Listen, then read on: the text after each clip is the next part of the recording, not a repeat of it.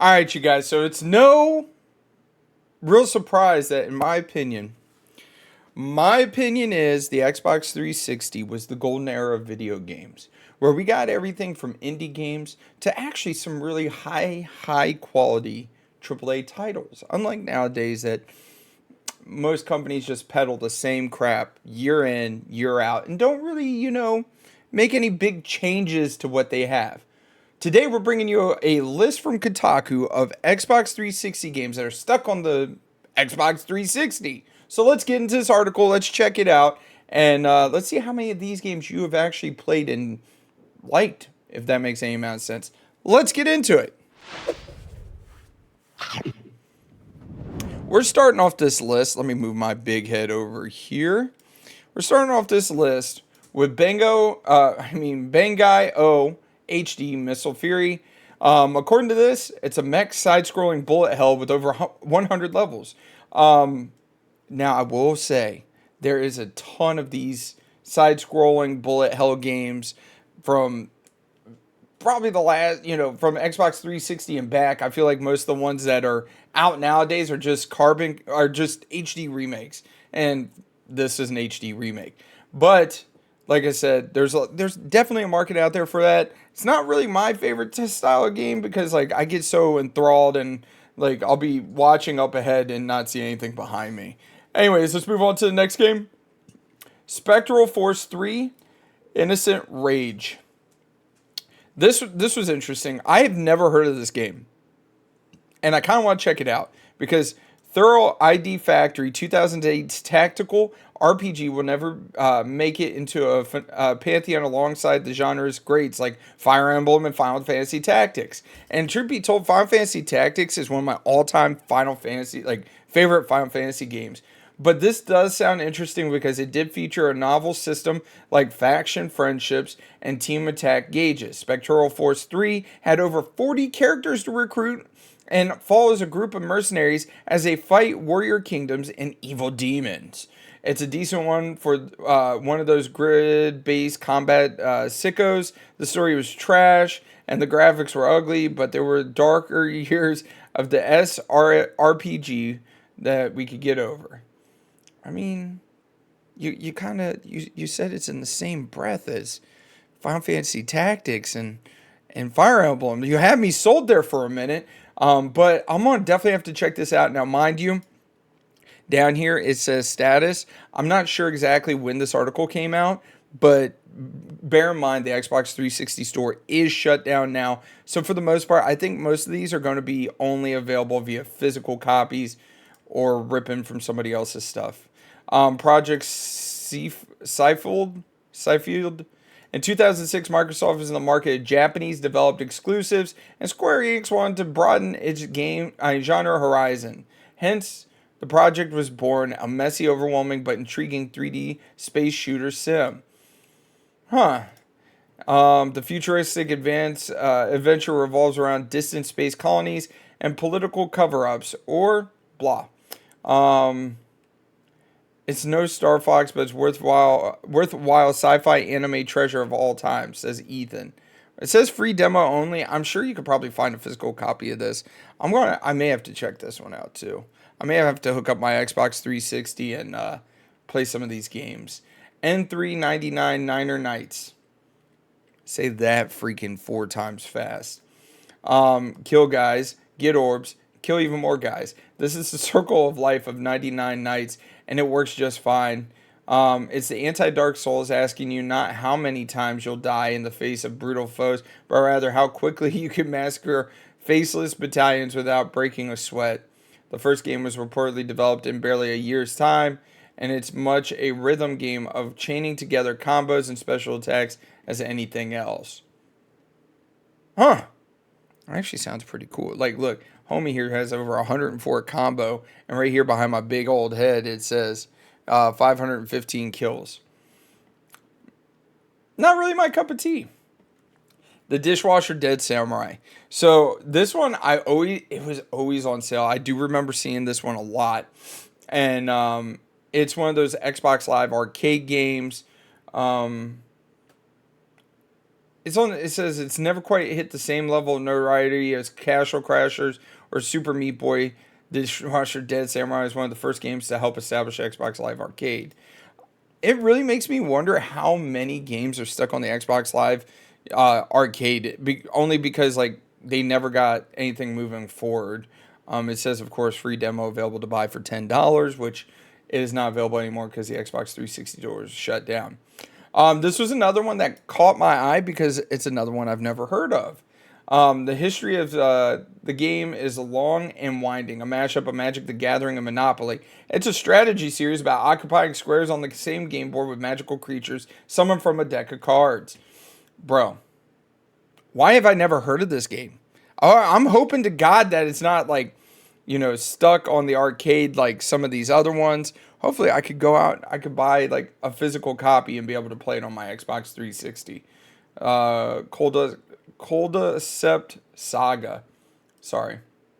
Okay, Wet. This is one of the first titles on this list that's actually big, and I remember seeing the ad campaign for this a lot. I know a lot of people were kind of saying that it was kind of a messy game. That's why I never bought it. That's why I never played it. I like how they summarize this up. Did you ever watch Grindhouse, a double feature with Quentin Tarantino and Robert Rodriguez? By the way, if you guys haven't watched that, I highly recommend watching Grindhouse because it was really cool. It was what was the movies? Death Proof and Planet something. Planet Terror, I think is what it's called. All I remember is that one chick with the rocket, like the RPG leg. Well, the developers behind Wet sure did because this Bethesda published third-person acrobatic shooter feels heavily inspired by those type of low-budget retro exploitation films. So this one's actually done by Bethesda, which I did not know, and I'm kind of surprised since it was published by Bethesda that it hasn't made its way over to the Xbox Series X, like something. Some kind of backwards capability. But like I said, I just remember watching some reviews on this, and it said like some of the controls were clunky, and it just really wasn't worth your time. So I didn't buy it. But I remember seeing the big old like cardboard cutouts over on in GameStop advertising for it. This is one I actually bought, the Dragon Ball Z Budokai HD collection. Mind you, it said it was delisted in 2021. This was definitely well worth the money. It included not just one, but Budokai 1 through 3. And it allowed you to, like, me personally, growing up in the PlayStation 2 era where, we played a lot of PlayStation 2, Budokai 1 was really, really, like, super nostalgic for me. Even playing Budokai 2 and 3, pretty nostalgic because I remember playing them, but Budokai 1 it just hit different because it was just so much harder. It required just a little bit of skill to chain everything together, unlike future Budokais where, they had the quick buttons where you can press them and do a Kamehameha. Highly recommend it. I really enjoyed it. I have the physical copy of this, so who knows? I might bring it on the stream. Fuse. I remember seeing the ad campaign for this one, but the interesting thing to denote from this one is that Insomniac Games did it. And mind you, Insomniac Games was an independent game studio for a long time before PlayStation ended up buying them. And they were very, like, obviously it says right here, well known for Ratchet and Clank, Spider-Man, blah, blah, blah. But they were an independent company for a long time. It was delisted in 2021, but hey, might be worth the check out. Magna Carta 2, made by Korean developer Softmax and published by Bandai Namco. Magna Carta 2 was a third game in an action RPG trilogy, and one where the Stellar Blade director got his start as a character illustrator. It used the Xbox 360 to push seamless third-person battles out into the field and envelope players in a grim sandbox of muddy gray and browns. The game was far from pretty, but it offered a bold take on some traditional RPG systems. Let me tell you, like, some of them Korean developers, like, they know what they're doing when it comes to RPGs. But like I said, I never played or heard of Magna Carta 2. Armor Core. So this one, I'm surprised they didn't break it down. But you got Armored Core 4, Armored Core for Answer, Armored Core 5, and Armored Core Verdict Day. Genuinely, they should be like making an HD remake of these. I remember watching my boy Ryan play these, and he was really, really good at it. Here it says Verdict Day is $20 to buy. The rest are physical only. They're all physical only now, and it really makes me wonder what the price of Armored Core games are up to now. By the way, like I said, freaking, if you don't know what Armored Core is, it's a mech battle game. Highly recommend it. It's actually a lot of fun to watch. Eternal Sonata. This game right here, I remember seeing all of the advertisements for it. It was everywhere. You just could not get away from it. But Japanese studio Tri Crescendo, the people behind some of the legendary games like Valkyrie Profile to Super Smash Bros. Ultimate, was in its first solo game and is truly one of a kind. The RPG revolves around a Polish composer and a dream world of his composition that players fight through while he is in his death. While he's on his deathbed. I mean, sounds fucking dope. Like I said, I remember seeing the advertisements for this everywhere. I believe I even bought it. It might be in my collection. I'll have to check. Spider-Man Web of Shadows. This one was actually really, really well done. Now, mind you, it does say right here, before Insomniac Spider-Man games. Which the Insomniac Spider-Man games, I played the first one. I can't speak for Miles Morales, and I can't speak for number 2. But during this time, there were a ton of terrible Spider-Man games. I think Spider-Man Ultimate, I'm kind of partial to Spider-Man Ultimate. That one's really good. But Web of Shadows is really well done. I highly recommend it. Go check it out.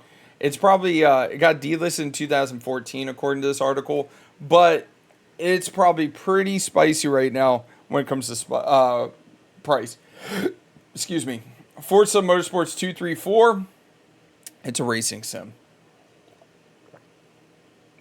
I kind of don't understand why people... You could probably comment down below why would people go back to these older racing sims to play them. Now, considering that there's newer ones out there that are much, much better. Blur, I will admit, like I said, I'm not... Like, depending on the racing game, I'm not that big of a fan. But this had me fucking rolling. It was like, what if Mario Kart and all the cool nighttime racing scenes from Fast and the Furious were thrown in a blender?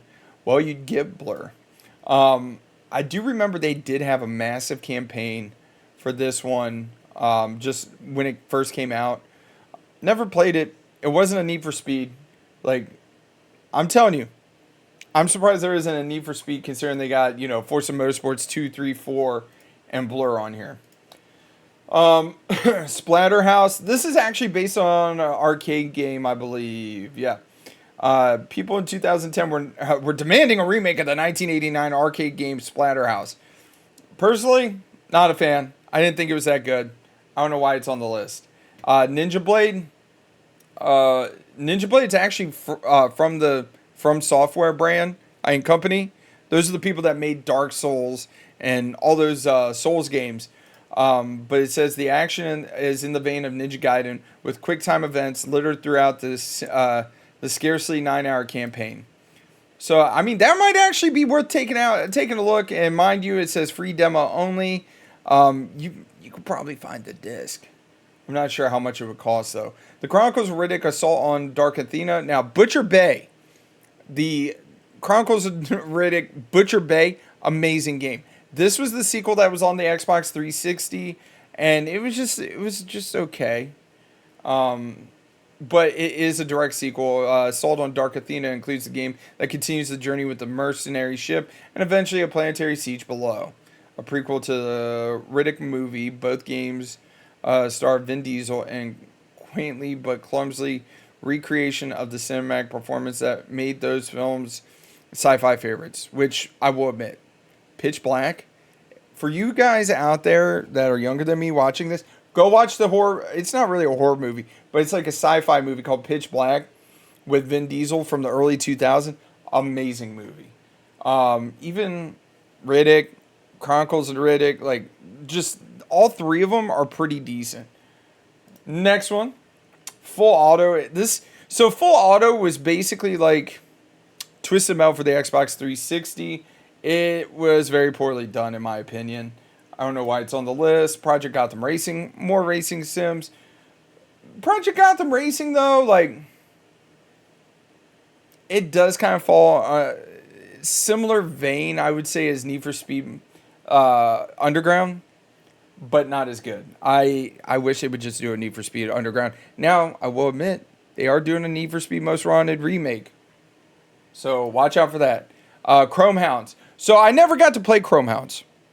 Chrome Hounds is definitely a mech battle game where you build your own mechs, so on and so forth. And I don't remember when, but the servers, because it was all online based. There was no campaign whatsoever. And I remember watching some of my really good buddies play it over at their house. But I never played it because I hadn't gotten an Xbox 360 during that time.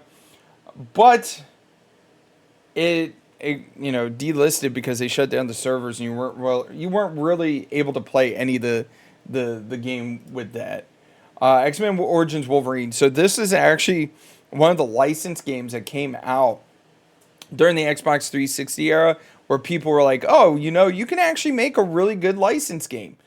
X-Men Origins Wolverine definitely set the precedence for the licensed games, and that you can have a good one without it being bad. Because let me tell you, that Superman game on N64 pissed a lot of people off. But X-Men Origins Wolverine, I highly recommend it. Actually, I'd say it's better than the movie. Like, this is based on the X-Men Origins Wolverine movie, and this is better than the movie. That tells you how bad the movie is. So here we got the Simpsons game. So on the Xbox 360, we did not get Hit and Run, but we did get the Simpsons game.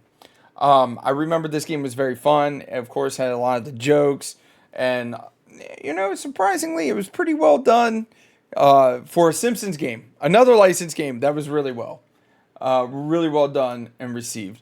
And then Transformers: War of Cybertron.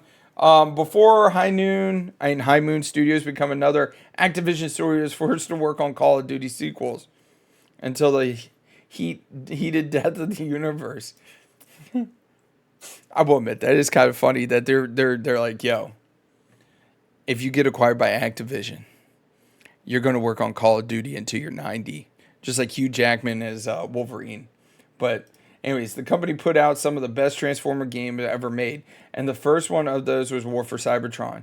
It's still trapped on the Xbox 360 and PS3 and unlikely to ever get backwards compatible support or a remaster. That's a shame because the sci-fi third-person shooter mixed on foot action with vehicular mayhem is a wonderful bit of Transformers fun and 10 times better than anything Michael Bay created, which is true. This game was a ton of fun, and I think I bought it on sale from the Xbox 360 store 10 years ago for like $5. Let's go full screen. Let me know, like, what game do you think is stuck on the Xbox 360 and should come to the modern era? Now, granted, there's a couple games on this list couple games that should have been on this list, but aren't because there is a remake coming out, such as Need for Speed Most Wanted, Lollipops and Chainsaws. Those are the two I could think of off the top of my head that people are like, we want to play these, but they are getting remakes or remasters or whatever you want to call them, whatever they're making, right? They're in the kitchen cooking something that could be the reason why this didn't make it to the list. Anyways, you guys, comment down below. What's your favorite Xbox 360 game? Like, what do you think should have made the list? Do you think a lot of these shouldn't have made the list? Let me know down below. Don't forget, guys, comment, subscribe, because we're on our way to 9,000. I can't do this without you. And mash that like button. Do me a favor, mash it. Catch you guys later.